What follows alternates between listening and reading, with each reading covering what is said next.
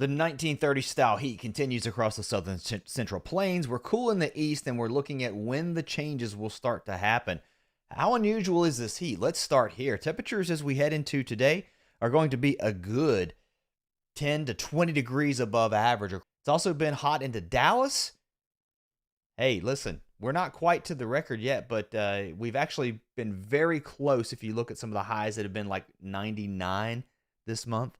I think almost every day has been very close. At least I think there was all but two that have been over 100. Maybe it was three. I'd have to go back and check my records. I should have pulled that up. But you get the idea. It's hot here, and we're going to continue to see this really warm weather across the southern United States for the next couple of days.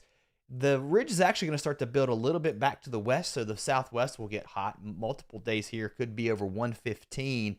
Yeah, it's way above average for this time of year, even for the southwest. And then across the east, the temperatures are relatively cool. However, the heat is going to build here as we head into the weekend. And in fact, next week could be brutal for parts of the Ohio Valley into the mid-Atlantic. It's still early on this. I'll have more to come on that, but I'm watching next week for this ridge to start to shift to the east. That will bring some relief, I do think, to the west.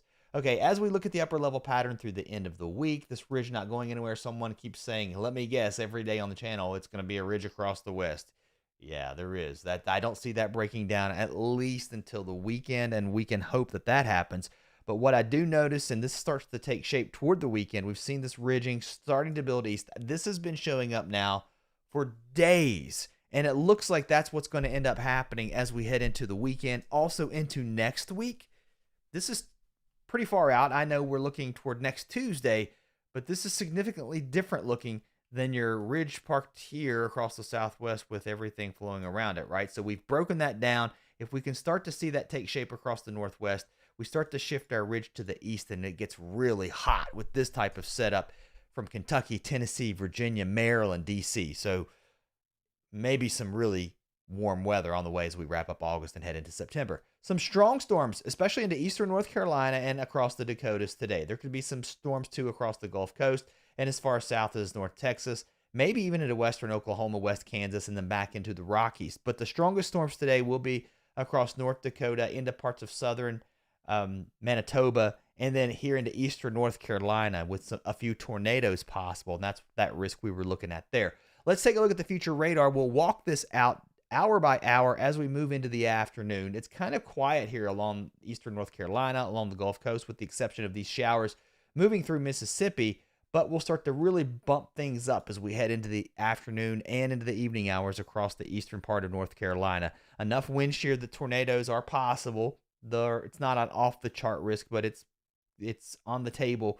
So from the Grand Strand north all the way up to Wilmington, I don't know if it's going to get as far west as New Bern, but probably something you want to watch. And then up here towards Raleigh, this all looks to your east. So if you're headed toward the beach today, that's where it's going to be rough, and then along the Gulf Coast. Otherwise, a few showers swinging through the northeast. So Rochester, Buffalo, a few showers will be around, but better chance once you get up toward the Finger Lakes region, up here towards the Tug Hill Plateau, into the Green and White Mountains, there'll be a few scattered showers around. Otherwise, it will be cloudy and kind of cool up into this part of the country.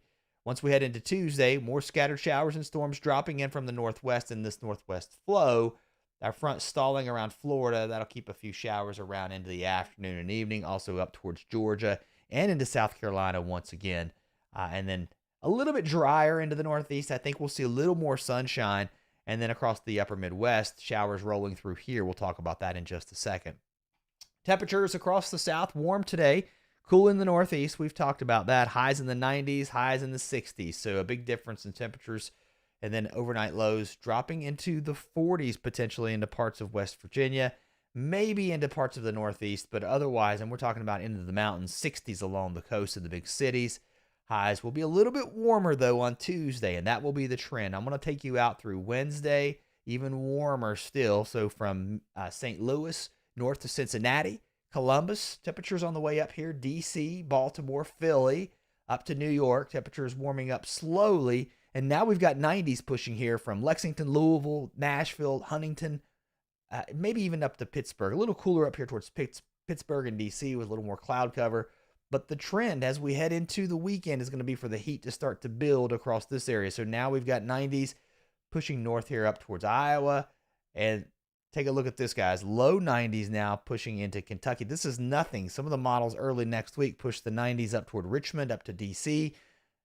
Mid 90s, upper 90s possible for the lowlands of West Virginia. Now, the European gets a little extreme when you look out a week, but I want to show you the thought process here.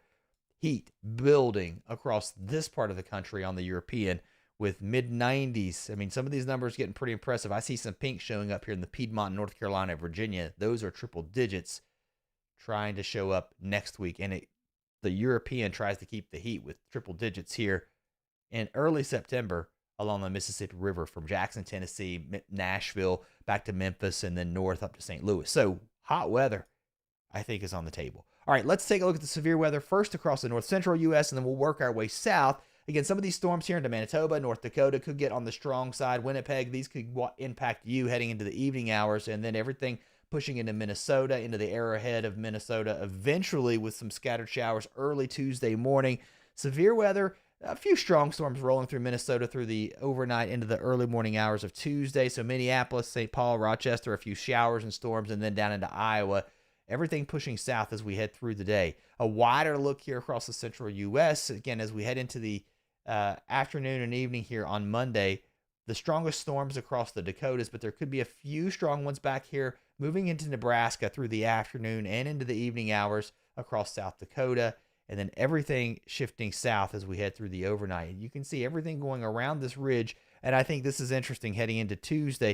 A couple of the short-range models trying to indicate some much-needed rain here across West Oklahoma. Will it hold together? Those rain chances are pretty low into eastern Oklahoma, and central Oklahoma and Texas into Dallas, but at least there is some rain getting closer to you guys.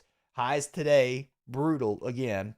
We're going to get over 100. I showed you those numbers in many of these areas, Wichita Falls, Dallas, up to Oklahoma City, and then further to the north, a little bit cooler, and you can see that front dropping south with some cooler temperatures with the showers. Heading into Wednesday, a little bit cooler into Oklahoma.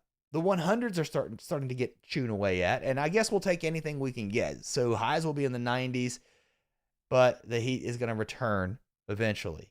Dallas, Fort Worth still in the 100s across a good part of Texas, but up towards Oklahoma, we're still in the 90s, 80s into Kansas, even some 70s showing up across parts of Nebraska, but the heat starts to build back. So look at Montana, North Dakota, South Dakota, at least the southwest part of North Dakota, highs in the 90s again by the time we get towards Saturday, and then the 100s are back from Norman to Oklahoma City up into Kansas. The heat builds once again, friends, heading into the weekend. There's some of that relief trying to show up next week. I don't know if it's going to make it into Oklahoma as the heat builds east, but the west and the southwest starting to cool off some. At least there's some, the trends are for some cooler weather.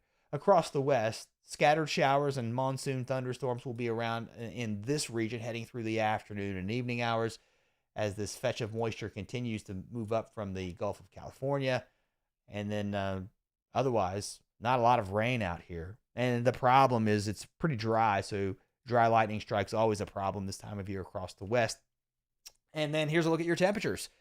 Warm, triple digits again today across the southwest. Highs will rival 115, I think, on Tuesday into places like Phoenix, Tucson. Get down into Death Valley, it may be closer to 120. And then 90s again into eastern Washington and Oregon, Southern California. Baking here, of course, the marine layer helping you out here into Los Angeles and along the coast from San Francisco north. A little bit cooler across the northwest with some onshore flow across this region. That keeps temperatures in the 60s and 70s, but get east of the mountains and we're well into the 90s. And then the hottest day may actually not be Tuesday. It may be Wednesday into Thursday.